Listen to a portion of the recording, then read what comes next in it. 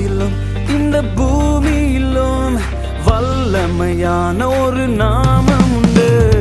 மனுஷருக்குள்ளே வல்லமையான வேறொரு நாமம் இல்லை. மனுஷருக்குள்ளே வல்லமையான வேறொரு நாமம் இல்லை. அவர் நாமம் இயேசு கிறிஸ்து. அவர் நாமம் இயேசு கிறிஸ்து. அவர் நாமம் இயேசு கிறிஸ்து. அவர் நாமம் இயேசு கிறிஸ்து. அவர் நாமத்தில் மன்னிப்பு உண்டு. அவர் நாமத்தில் ரட்சிப்பு உண்டு. அவர் நாமத்தில் மன்னிப்பு உண்டு. அவர் நாமத்தில் ரட்சிப்பு உண்டு. நாம் ரட்சிக்கப்படுவதற்கென்று வேறே நாமம் நமக்கில்லை.